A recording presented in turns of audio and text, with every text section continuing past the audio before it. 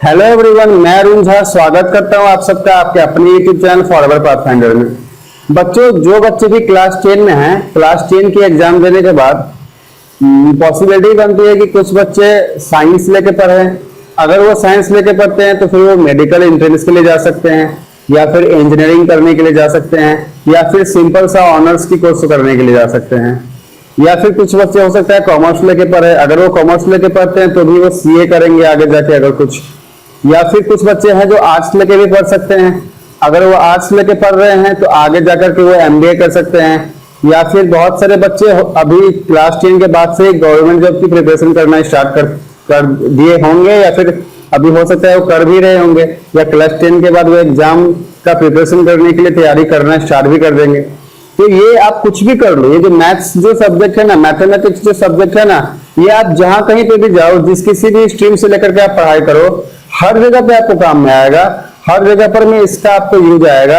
आप government job की तैयारी करने के लिए जाते हो तो वहां पर में आपको यही क्लास 9, 10 की बेसिक मैथ ही काम आती है। तो अगर आप इन चीजों को अभी ठीक तरीके से नहीं समझते हो तो बाद में जाकर के आपको वहां पर तैयारी करने में भी बहुत ज्यादा प्रॉब्लम होती है। तो बेहतर है कि अभी ठीक तरीके से सारे कंसेप्ट को एक एक करके ठीक तरीके से अगर आप समझेंगे तो आने वाले टाइम में आप जो कुछ भी करो, आप इंजीनियरिंग कर लो या फिर मेडिकल में चले जाओ, या जो भी आपको जो भी स्ट्रीम हो, कॉमर्स हो या आर्ट्स हो, आप एमबीए करने जाओगे या फिर गवर्नमेंट जॉब की तैयारी करनी है, हर जगह पे आपको मैथ्स काम आएगा। तो मैं आप सबका स्वागत करता हूं मेरे वीडियोज में। मेरे चैनल पे मैं हमेशा ही वीडियो अपलोड करता हूं सारे टॉपिक से रिलेटेड, ताकि आपके जो भी बेसिक्स हैं वो सारे कंसेप्ट क्लियर हों। और बेसिक ही मेन होता है, अगर आपके बेसिक क्लियर है तो फिर आपको कोई प्रॉब्लम नहीं होती है। तो बच्चों, आज हम लोग डिस्कस करने वाले हैं रियल नंबर को, और आइए हम लोग इसे डिस्कस करते हैं, जानते हैं रियल नंबर क्या होता है। क्लास 10 सीबीएसई बोर्ड वाले बच्चे, उनका रियल नंबर उनके सिलेबस में है, बाकी के अदर बोर्ड में भी रियल नंबर है। तो क्लास 10 में बेसिकली रियल नंबर में सबसे पहला जो कंसेप्ट आता है वो होता है यूक्लिड्स डिवीजन लेमा। उसको जानने के पहले मैंने एक टेबल लिखा हुआ है, गिनती इसको बोलते हैं, 1 से लेकर 100 तक की गिनती। सबको आता होगा बच्चों, आपने भी पढ़ा है, मैंने भी पढ़ा है। तो मैंने कुछ नहीं, बस ये गिनती ही लिखा है, आप देख पा रहे हैं बोर्ड के ऊपर में, ये 1 2 3 4 से लेकर 100 तक की मैंने गिनती लिखी हुई है। तो आप लोग सोच रहे होंगे कि सर ये गिनती क्या पढ़ा रहे हैं, हमें तो गिनती आता है। तो बच्चों, ये गिनती है, वो यूक्लिड्स लेमा में भी जो आप पढ़ोगे वो गिनती ही पढ़ोगे। तो मैं आपको रिलेट कर पाऊंगा जब आप मेरे ये क्लास को अटेंड करोगे, और इसके बाद जब मैं आपको Euclid's division lemma and Euclid's division algorithm cover करूंगा तो आपको समझ में आएगा कि यार वो तो कुछ था ही नहीं, ये तो बस ये गिनती का ही कंसेप्ट था जो वहां पर उठा कर डाला गया है। तो चलिए आइए हम लोग देखते हैं इसे। तो बच्चों, बेसिकली कोई भी नंबर सिस्टम हो, नंबर सिस्टम का मतलब क्या है, कोई भी 1 से लेकर के इनफाइनाइट के पहले तक कोई भी नंबर 1 2 3 4 से लेकर के 100 1000 या कुछ भी। तो मैंने 100 लिया बेस करके कि चलो 100 तक की गिनती हम सीखते हैं यूजुअली, तो मैंने 100 ले लिया है। तो सबसे पहले चलो बच्चों, मैंने ये 2 ले लिया, 2 को कंसिडर करा। अब एक चीज इसमें देखने वाली है बच्चों कि 2 के बाद का नंबर क्या आ रहा है, 3 आ रहा है, 3 के बाद क्या आ रहा है, 4 आ रहा है। तो 2 से 3 कितना बड़ा है, 1 बड़ा है ना। 2 के बाद 3 आ रहा है तो 2 में 1 जोड़ेंगे तो 3 आएगा, और 3 से 4 कितना बड़ा है, वो भी 1 बड़ा है। लेकिन 2 से 3 1 बड़ा है, +1 है, और 2 से 4 कितना बड़ा है,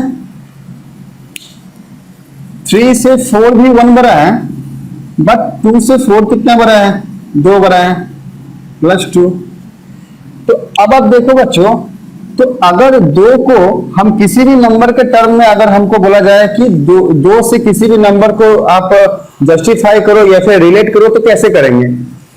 तो पहले हमने 4 से रिलेट करा, अब 2 है तो 2 से 3 क्या है, 1 बड़ा है, 2 से 2 क्या है, 2 से 4 क्या है, 2 बड़ा है।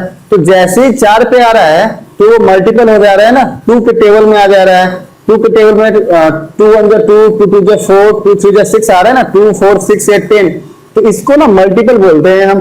किसी भी नंबर का मल्टीपल होने का मतलब क्या है, लाइक अगर 2 का मल्टीपल मतलब क्या, 2 का मल्टीपल का मतलब क्या होता है, 2 के मल्टीपल का मतलब होता है 2 into 1 ये भी एक मल्टीपल ही आएगा। फिर 2 के मल्टीपल में आएगा 2 इंटू टू, ये क्या हो जाएगा 4, 2 इंटू वन क्या हो जाएगा 2, 2 इंटू थ्री क्या हो जाएगा 6, 2 इंटू फोर क्या हो जाएगा 8। ऐसे करके ये नीचे चलता चला जाएगा। तो हमने यहाँ पर रिजल्ट क्या देखा कि 2 के फैक्टर में क्या आ रहा है, या मल्टीपल में क्या आ रहा है, 2 आ रहा है, 4 आ रहा है, 6 आ रहा है, 8 आ रहा है। तो अल्टीमेटली हम क्या देखते हैं ना कि दो, या तो दो जो है मल्टीपल होगा, 2 का मल्टीपल होगा कोई भी एक नंबर, या फिर 2 के मल्टीपल से एक बड़ा। ये वाला कंडीशन जो मैंने यहाँ लिख के रखा हुआ है ये जस्टिफाई करता है। कैसे? देखो 3 जो है ना वो 2 के मल्टीपल, 2 का मल्टीपल 1 क्या है 2, तो 2 से 3 कितना बड़ा है 1, तो 2 जो है ना 2 के मल्टीपल का मतलब 2 के मल्टीपल का मतलब क्या है 2 इंटू वन से एक बड़ा होगा, एक बड़ा होगा मतलब क्या 3, या फिर 2 का मल्टीपल होगा तो 2 इंटू टू इक्वल टू 4 हो रहा है ना, 4 क्या है 2 का मल्टीपल है। अभी इसके बाद हम लोग कंसिडर करते हैं किसको 5 को, तो 5 वापस से क्या हो जा रहा है 2 इंटू टू क्या होता है 4 होता है, 4 में 1 ऐड करेंगे तो क्या होगा 5 हो जाएगा। तो अल्टीमेटली क्या मीनिंग हो गया 5 को अगर हम कंसिडर करें यहाँ पे,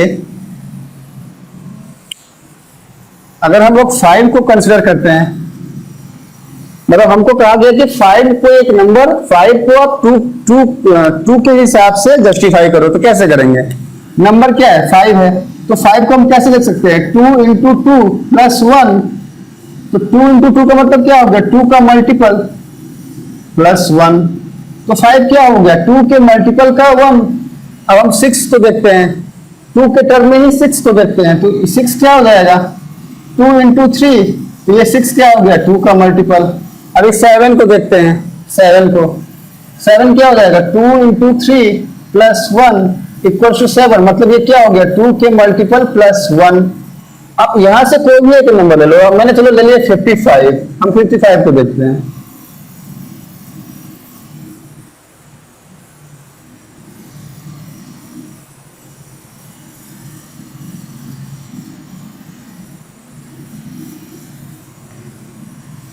चलो मैंने 55 ले लिया, तो 55 को हम कैसे लिख सकते हैं 2 इंटू 27, ये क्या हो गया 54 प्लस 1, ये क्या हो गया 2 का मल्टीपल प्लस 1। कोई सा भी नंबर ले लो, 48 ले लो, 48 क्या हो जाएगा 48 क्या हो जाएगा 2 इंटू 24, 48 हो गया, ये क्या हो गया 2 का मल्टीपल। तो इस तरीके से ना बच्चों कोई भी नंबर ले लो, हमने अगर 2 से स्टार्ट किया है तो हमेशा ही 2 का फैक्टर आएगा क्या, या तो 2 का मल्टीपल आएगा या फिर 2 के मल्टीपल का 1, 2 के मल्टीपल में 1 ऐसा आएगा। ये हो गया 2। चलो अभी हम लोग 3 से लेके देखते हैं।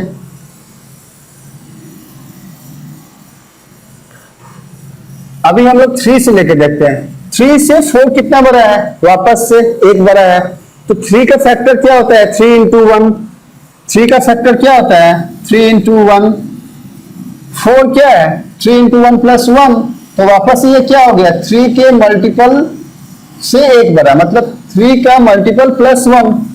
5 क्या है ये तो हो गया 3। अब 5 को कैसे लिख सकते हैं 3 के टर्म में 5 को कैसे लिख सकते हैं 3 इंटू वन प्लस 2, अब वापस से 3 इंटू वन क्या हो जाएगा 3 का मल्टीपल प्लस 2। 6 को कैसे लिख सकते हैं 3 इंटू टू, ये क्या हो गया 3 का मल्टीपल हो गया। अब 7 को कैसे लिख सकते हैं, ठीक इसी तरीके से 7 को कैसे लिख सकते हैं, चलो यहां लिख देता हूं मैं 7 को 3 इंटू टू प्लस 1। तो अल्टीमेटली हम कुछ भी कर लेना, हमारा यहां पर क्या आ रहा है 3 में 3 चीजें आ रहा है। पहला क्या आ रहा है 3 का मल्टीपल, दूसरा क्या आ रहा है 3 का मल्टीपल प्लस 1, तीसरा क्या आ रहा है 3 का मल्टीपल प्लस 2। यहीं पर मैंने यहां पर लिख के रखा हुआ है ये वाला कि कोई भी नंबर को अगर हम 3 के टर्म में रिलेट करने के लिए जाएंगे तो हम देखेंगे कि जो नंबर सिस्टम हमारा है ना इनफिनिट से पहले तक का, उसमें से कोई भी एक नंबर को अगर हम लेते हैं और उसको 3 से रिलेट करने के लिए जाते हैं तो हम ये पाते हैं कि वो जो नंबर हमने लिया हुआ है ना वो या तो 3 का मल्टीपल है, या फिर 3 के मल्टीपल से 1 ज्यादा है, या फिर 3 के मल्टीपल से 2 ज्यादा है। अगर 2 के टर्म में लेते हैं कोई भी नंबर यहाँ से, तो या तो वो 2 का मल्टीपल होता है या फिर वो 2 के मल्टीपल से 1 ज्यादा होता है। ठीक इसी तरीके से अगर हम 4 को लेते हैं तो या तो वो 4 का मल्टीपल होगा या फिर वो 4 के मल्टीपल से 1 ज्यादा होगा या फिर वो 4 के मल्टीपल से 2 ज्यादा होगा या फिर वो 4 के मल्टीपल से 3 ज्यादा होगा। कैसे? अब इन्हीं नंबरों को, ये जो नंबर मैंने लिखा हुआ है ना, इसको फिर से लिखते हैं। सपोज करो मैंने 3 नंबर लिया, कोई भी, मैंने 10 लिया, मैंने 13 लिया, मैंने 15 लिया। अब इसको हमको कैसे लिखते हैं? 4 से रिलेट करके लिखना है।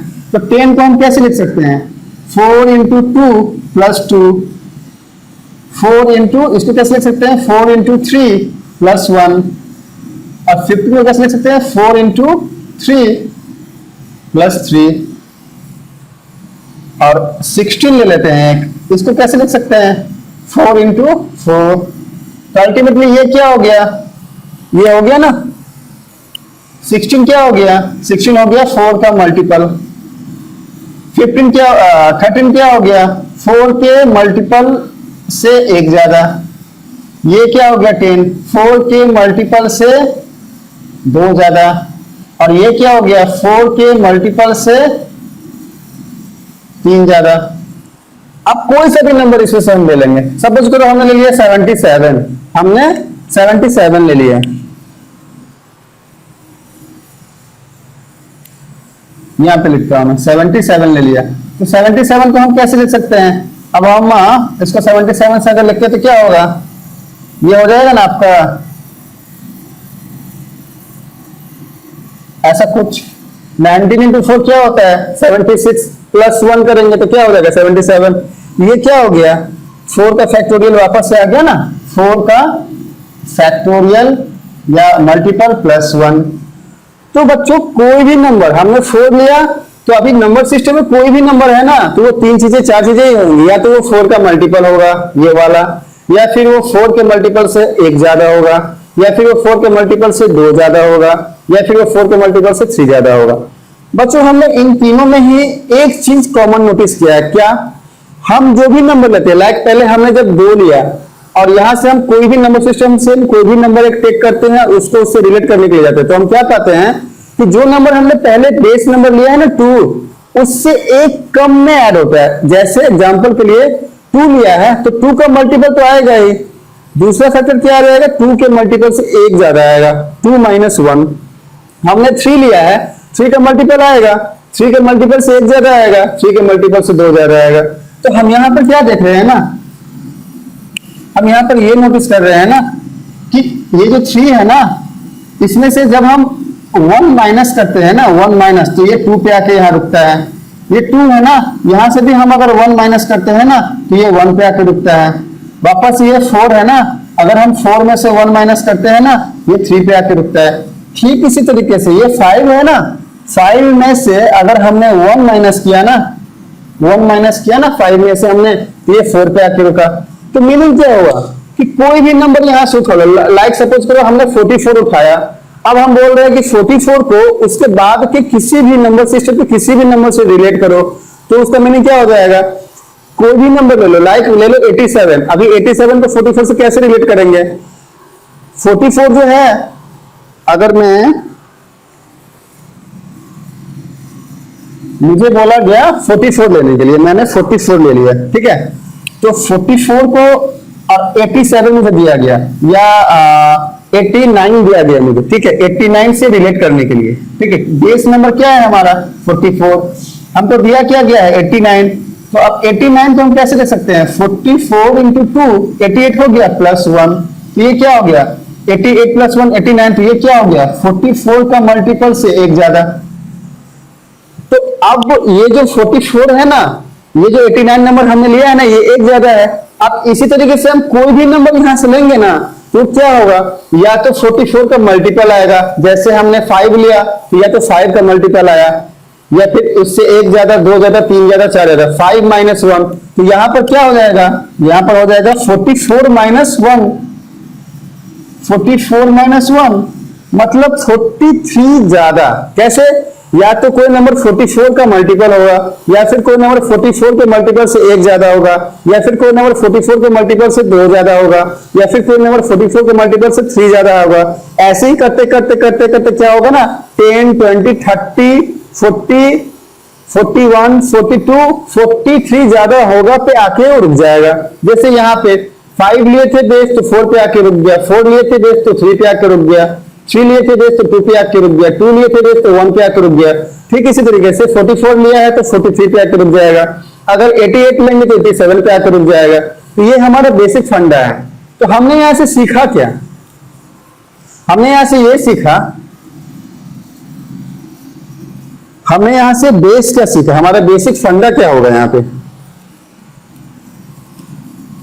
हमने सपोज करो नंबर 3 लिया है और हमको बोल रहा है कि 11 को नंबर 3 से रिलेट करो। मतलब क्या है, इसका मीनिंग क्या है, बेस नंबर हमारा क्या है 3, हमको क्या बोल रहा है 11 से रिलेट करने के लिए। तो 11 को हम क्या लिख सकते हैं 3 × 3 + 2, ये हो गया ना 9 + 2 11, मतलब ये क्या हो गया 3 के मल्टीपल से 2 ज्यादा।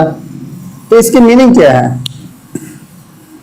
इसकी मीनिंग क्या होती है ना बच्चों, कि हमको बोल रहा है हमको कि डिवाइड करो 11 को 3 से, ऐसा कुछ। तो अगर हम इसे डिवाइड करते हैं, हमने अभी तक जो भी डिवाइड करने सीखा है उसमें हमने क्या सीखा है, अगर मैं 11 को 3 से डिवाइड कर रहा हूं ना तो ऐसे कुछ हम लोग लिखते हैं, ऐसा कुछ डिवाइड करते हैं। ये क्या आएगा, यहाँ पर 3 आएगा, ठीक है, और ये क्या हो जाएगा, यहाँ पे ये हो जाएगा 9, ओके, यहाँ पे क्या आया 2। तो ये जो 2 है ये क्या हो गया हमारा रिमाइंडर। तो 9 तो 11 को हम कैसे लिख सकते हैं, 11 को हम लिख सकते हैं 3 × 3 + 2। तो यही चीज तो मैंने यहाँ पे लिखा है ना, 11 को 3 × 3 + 2, मतलब क्या 3 के मल्टीपल से 2 ज्यादा।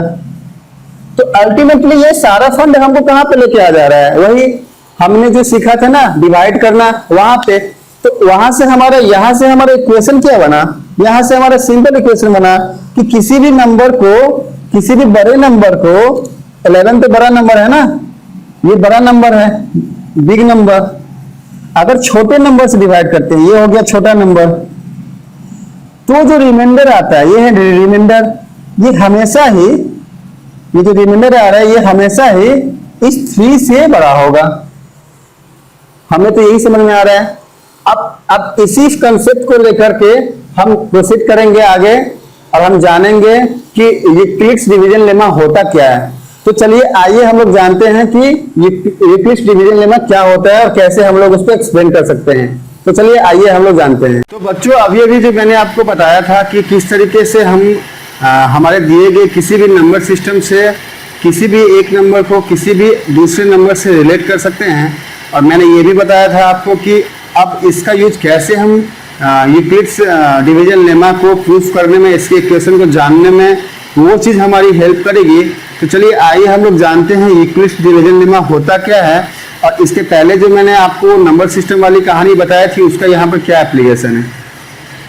तो बच्चों जो बच्चे सीबीएसई बोर्ड से बिलोंग करते हैं और क्लास 10 में हैं, उनकी बुक में रियल नंबर में जो एक्सरसाइज दी गई है उसमें सबसे पहला जो टॉपिक आता है वो है यूक्लिड्स डिवीजन लेमा, ये वाला।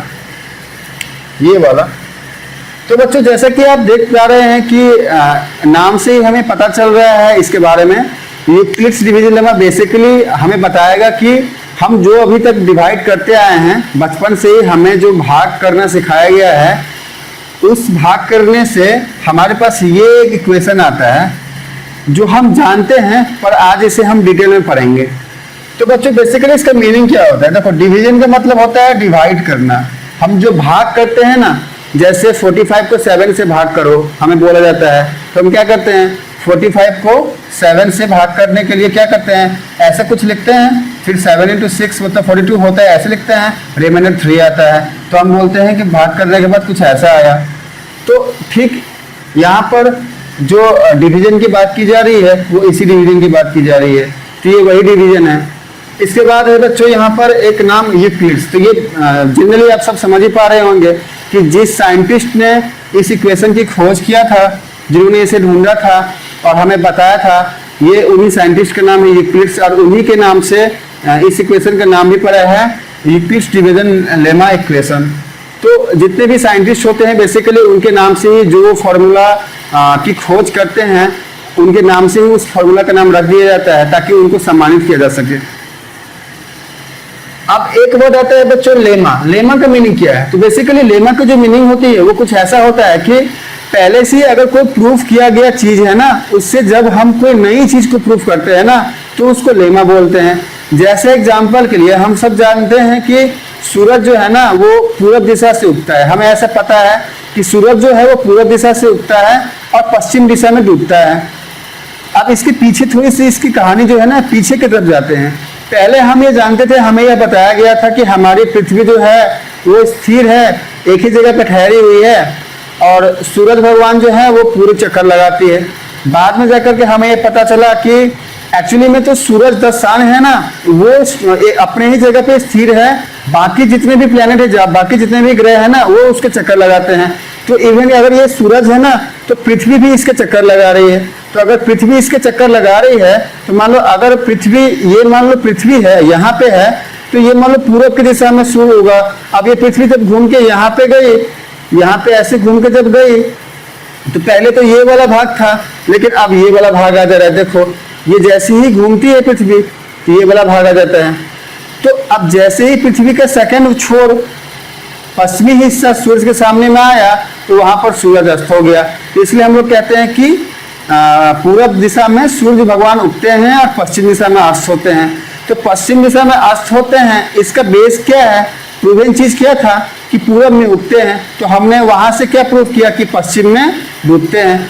तो बेसिकली लेमा के मीनिंग भी यही होता है कि एक प्रूवन चीज से हम दूसरी चीज को प्रूव करते हैं। तो एक यूक्लिड्स डिवीजन लेमा होता क्या है? बेसिकली इस इक्वेशन को हम लोग यूक्लिड्स डिवीजन लेमा इक्वेशन बोलते हैं।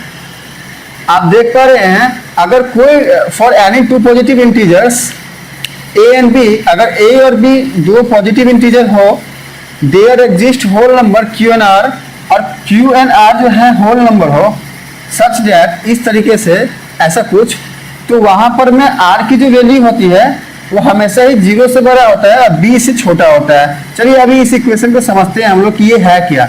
अच्छा, यहाँ पर q और r की वैल्यू 0 भी हो सकती है। अब इसे हम समझते हैं एग्जाम्पल की हेल्प से कि ये एक्चुअली इसकी मीनिंग क्या है। तो बच्चों मैंने एक एग्जाम्पल पहले से ही लिख रखा है और इवन ये आपके बुक में भी आपको मिल जाएगा। एग्जाम्पल में आपको ये दिया गया है कि when 45 is divided by 7, अगर 45 को हम लोग 7 से डिवाइड करते हैं तो जो क्वोशिएंट होता है ना वो 6 होता है और रिमाइंडर 3 होता है। अब इस चीज को हमको अगर यूक्लिड्स डिवीजन लेमा के इक्वेशन में ऐसे लिखना हो तो कैसे लिखेंगे? कुछ इस तरीके से लिखेंगे ना। पहले हम डिवाइड कर लेते हैं। 45 को अगर हम 7 से डिवाइड कर रहे हैं ना, अगर इस 45 को 7 से डिवाइड कर रहे हैं तो कुछ ऐसा करते हैं ना हम, 7 into 6 क्या होता है 42, यहाँ 42 लिख दिया, रिमाइंडर में क्या आ गया 3 आ गया। तो हम क्या कर सकते हैं इसको, इस चीज को कैसे लिख सकते हैं 7 into 6 और प्लस ये क्या आएगा 3। अब ये क्या हो जाएगा 45 के इक्वल हो जाएगा। यहाँ पर मैंने क्या लिखा हुआ है 45 इक्वल्स टू 7 into 6 plus 3, तो हो गया ना। ये इक्वेशन क्या था a equals to b q plus r. तो इसका मतलब क्या था, a की जगह पर यहाँ पर क्या है, a की जगह पर यहाँ पर बड़ा वाला नंबर 45। हमेशा ये जो a है ना वो बड़े वाला नंबर होता है। बड़ा वाला नंबर हमेशा ही इक्वल होता है किसके, बी क्यू प्लस आर के।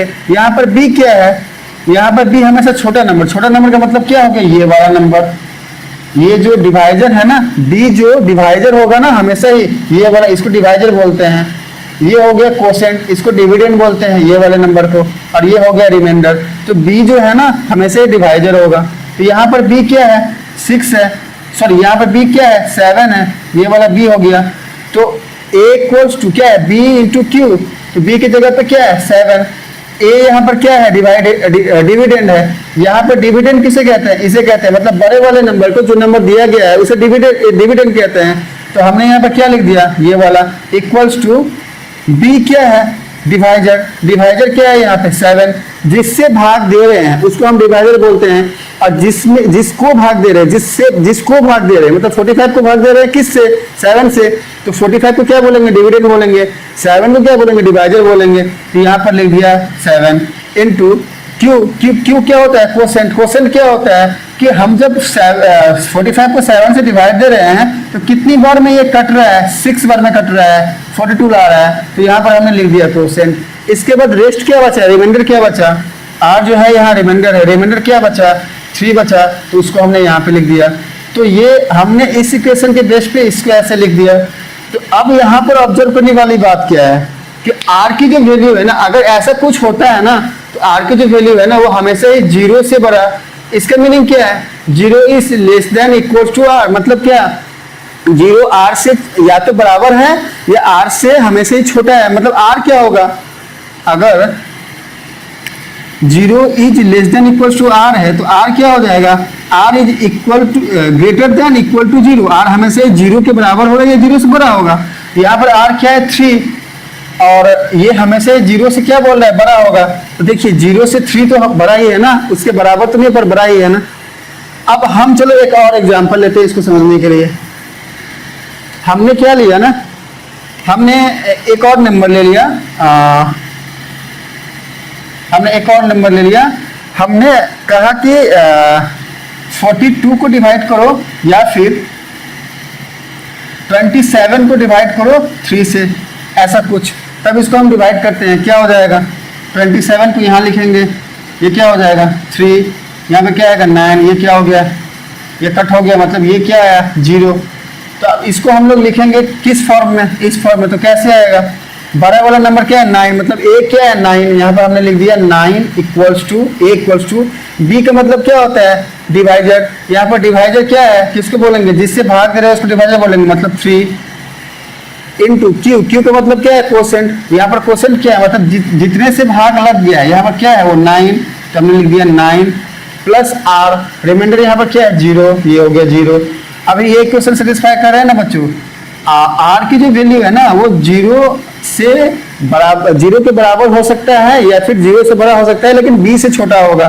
तो आर की वैल्यू यहाँ पर 0 है, आर के बराबर होगी। और यहाँ पर b का वैल्यू क्या है, b मतलब क्या है डिवाइजर, यहाँ पर डिवाइजर, इस जगह पर डिवाइजर क्या है 3 है, तो ये 0 जो है 3 से छोटा ही है। अब यहाँ पर भी आप चेक कर लो, यहाँ पर रिमाइंडर क्या आया था 3 आया था, 3 क्या बोल रहा है कि b से छोटा होगा। और यहाँ पर b क्या है डिवाइजर यहाँ पर क्या है 7, 3 जो है वो 7 से छोटा ही है।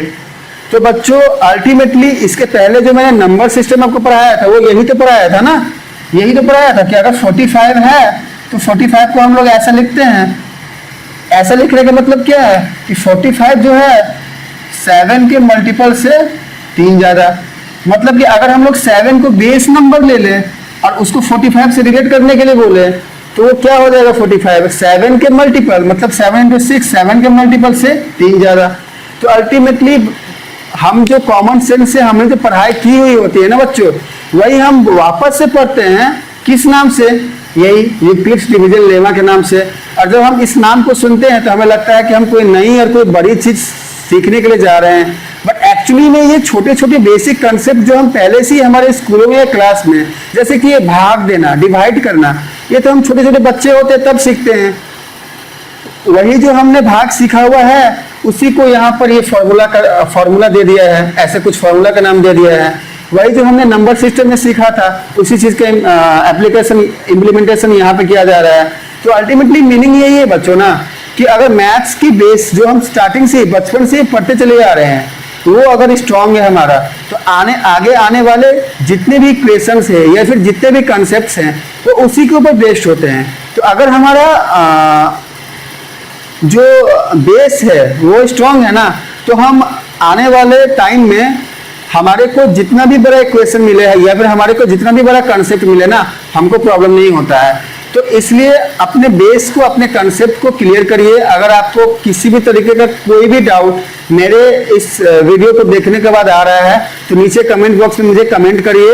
और अगर कोई क्वेरी आ रही है तो आप मुझे कमेंट बॉक्स में कमेंट करिए।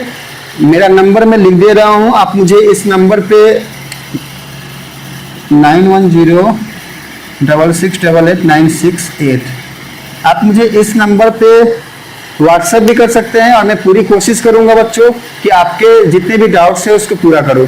तो चलिए मिलते हैं बच्चों हम लोग हमारे नेक्स्ट वीडियो में हमारे अगले कंसेप्ट के साथ। तब तक के लिए बाय बाय, गुड नाइट।